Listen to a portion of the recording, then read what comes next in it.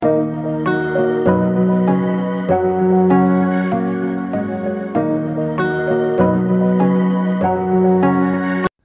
দর্শক, আসসালামু আলাইকুম। যেখান থেকে আমার আজকের ভিডিও দেখছেন সবাইকে শুভেচ্ছা জানাচ্ছি নতুন একটি এপিসোডে। আজকের পর্বে আপনাদের জন্য থাকছে একদম হোমমেড ভাবে এবং প্যাকেট মশলায় চিকেন বিরিয়ানির রেসিপি।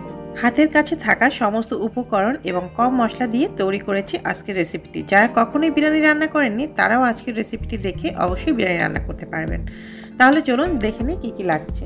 আমি এখানে চিকেন নিয়েছি 1 কেজি, কাটা ধোয়ার পরে ফ্রেশ অবস্থায় 1 কেজি চিকেন রয়েছে। এরপর দিয়েছি লবণ পরিমাণ মতো, দিয়েছি লাল মরিচের গুঁড়ো 1 চা চামচ পরিমাণ, এরপর দিয়েছি রাঁধুনি রেডিমিক্স মশলা 1 প্যাকেট, দিয়েছি টক দই 1/2 কাপ পরিমাণ। আমি আজকে এখানে যতটুকু চিকেন নিয়েছি এবং যতটুকু চাল ব্যবহার করব, এতে করে আমার রাঁধুনি রেডিমিক্স প্যাকেটের 2 প্যাকেট মশলার প্রয়োজন হবে। আমি এখানে 1 প্যাকেট দিয়ে প্রথমে ম্যারিনেট করে নিচ্ছি। এটা ভালো করে ম্যারিনেট করে রেখে দেব 30 মিনিটের জন্য। যদি আপনাদের হাতে সময় না থাকে সেক্ষেত্রে আপনারা সাথে সাথে রান্নাটা করতে পারবেন। এরপর আমি চালটা ধুয়ে নেব। আমি এখানে চিনি গুঁড়ো চালটা ব্যবহার করছি। আপনারা এখানে বাসমতি চালটাও ব্যবহার করতে পারেন আপনাদের ইচ্ছে অনুযায়ী। আমি এখানে 500 গ্রামের মতো চাল ব্যবহার করছি। প্রথমে আমি চালটাকে ভালো করে ধুয়ে নেব, এরপর ভিজিয়ে রেখে দেব 30 মিনিটের জন্য। 30 মিনিট পর আমি চালটাকে ভালো করে আবারও ধুয়ে এরপর পানিটাকে ঝরিয়ে নিব।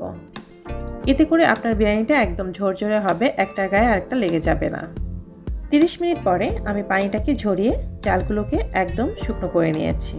এরপর চলে যাব মূল রান্নায়। চুলায় একটি প্যান বসিয়ে দিয়েছি, দিয়ে দিচ্ছি রান্নার রেগুলার তেল 1 কাপ পরিমাণ, দিয়ে দিচ্ছি পেঁয়াজ কুচি 1 কাপ পরিমাণ। পেঁয়াজটাকে আমরা হালকা বাদামি কালার করে ভেজে নেব। পুরোপুরি ব্রাউন কালার করব না, হালকা বাদামি কালার করে নেব। এই যে দেখতে পাচ্ছেন কিছুটা কিন্তু ব্রাউন কালার হয়েছে আর কিছুটা কিন্তু হোয়াইটই রয়ে গেছে। এখান থেকে আমি অর্ধেকটা পেঁয়াজ তুলে নিচ্ছি, এটা আমি ব্রেস্তা হিসাবে ব্যবহার করব। বাকি পেঁয়াজের মধ্যে আমি ম্যারিনেট করা চিকেনগুলোকে দিয়ে দিচ্ছি। যেহেতু আমার মশলা দিয়ে আগেই চিকেনটা ম্যারিনেট করা ছিল, সেক্ষেত্রে আমি এই অবস্থায় চিকেনটাকে একটু ভেজে নিচ্ছি। বাকি মশলাগুলো আমি চিকেনটা ভেজে নিয়ে তারপর ব্যবহার করছি।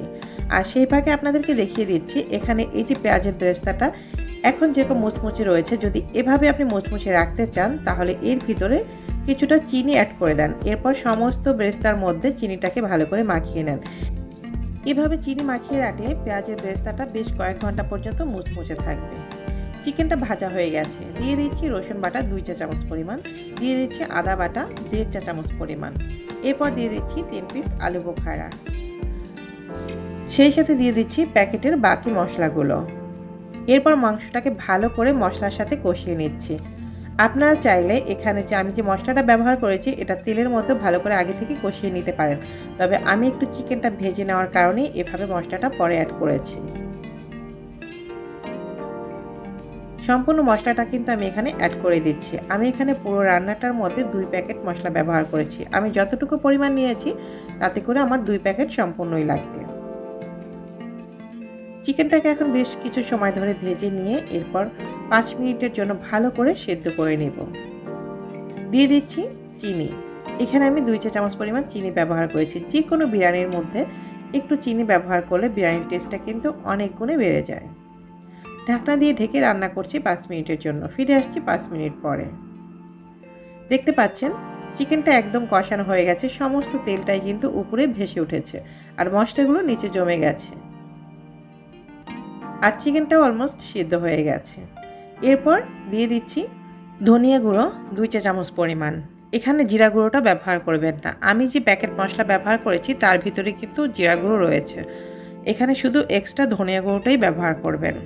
ধনিয়া গুঁড়োটা দিয়ে এরপর আবার মশলাটাকে ভালো করে কষিয়ে নিচ্ছি। এরপর দিয়ে দিচ্ছি আগে থেকে ধুয়ে রাখা সেই চালগুলো। দেখতে পাচ্ছেন চালটা একদম ঝরঝরে, কোনো প্রকার পানি নেই। চেষ্টা করবেন এভাবে চালটাকে শুকনো অবস্থায় ব্যবহার করতে। আর অবশ্যই আধা ঘন্টা আগে চালটাকে ধুয়ে রাখবেন। এটা শুধুমাত্র বিরিয়ানির ক্ষেত্রে নয়, যে কোনো পোলাও রান্নার ক্ষেত্রেও কিন্তু চালটাকে আধা ঘন্টা আগে আপনারা ধুয়ে রাখার চেষ্টা করবেন। এতে করে পোলাওটা একদম পারফেক্ট এবং ঝরঝরে হবে। এ পর্যায়ে আমি মাংসের সাথে ভালো করে চালটাকে নেড়ে নিচ্ছি আর এভাবে আমি 4 থেকে 5 মিনিট ভালো করে ভেজে নিব। দেখতে পাচ্ছেন এটা কিন্তু ভাজা হয়ে গেছে। এরপর আমি দিয়ে দিচ্ছি পানি। এখানে আমি গরম পানি ব্যবহার করেছি। আমি এখানে চাল নিয়েছি মেজারমেন্ট কাপের 2.5 কাপ পরিমাণ, আর আমি পানি ব্যবহার করেছি 5 কাপ পরিমাণ। আমরা সাধারণত জানি পোলার চালটার ক্ষেত্রে যতটুকু চাল আপনি ব্যবহার করবেন তার ডাবল পানি ব্যবহার করতে হবে। তাই মাপটা ঠিক রেখে যদি রান্না করেন অবশ্যই আপনার যে কোনো পোলাও বা বিরিয়ানি অবশ্যই ঝরঝরে হবে। এরপর আমি ব্যবহার করেছি ম্যাজিক স্বাদে মশলা। এটা অপশনাল, আপনারা চাইলে এটা স্কিপ করতে পারেন, তবে আমার কাছে এটা ব্যবহার করলে খাবারের টেস্টটা আরও বেড়ে যায়। 5 মিনিটের মতো আমি ঢাকনা দিয়ে ঢেকে রান্না করেছি। Just 5 minute. দেখতে পাচ্ছেন একদম ঝরঝরে হয়ে গেছে। এরপর উপর দিয়ে আমি ব্রেস্তাগুলো দিয়ে দিচ্ছি, যে ব্রেস্তাগুলো আমি উঠিয়ে রেখেছিলাম। এরপর ঢাকনা দিয়ে ঢেকে দমে দিচ্ছি 1 মিনিটের জন্য। ঢাকনাটা খুলে নিয়ে এরপর দিয়ে দিচ্ছি কেওড়া জল। আপনারা যে কোনো বিরিয়ানির মধ্যে অবশ্যই কেওড়া জলটা দেওয়ার চেষ্টা করবেন, সেই সাথে অবশ্যই ঘিটা ব্যবহার করবেন। আমার ঘিটা স্কিপ হয়ে গেছে, যার জন্য আপনাদেরকে দেখাতে পারিনি। বিরিয়ানি বা পোলাও যা কিছুই রান্না করেন না কেন, রান্নার সব শেষে অবশ্যই উপর দিয়ে একটু ঘি ছিটিয়ে দিবেন, দেখবেন এর টেস্টটাও অনেক গুণে বেড়ে যাবে আর ফ্লেভারটাও অসাধারণ আসবে। তো এই ছিল আমার আজকের বিরিয়ানি রেসিপি। ভিডিও কেমন লাগলো সেটা কমেন্ট বক্সে জানাতে ভুল করবেন না, আর ভিডিও ভালো লাগলে অবশ্যই চ্যানেলটি সাবস্ক্রাইব করে পাশে থাকবেন। আজ তাহলে এই পর্যন্ত, ভালো থাকবেন, সুস্থ থাকবেন, আল্লাহ হাফিজ।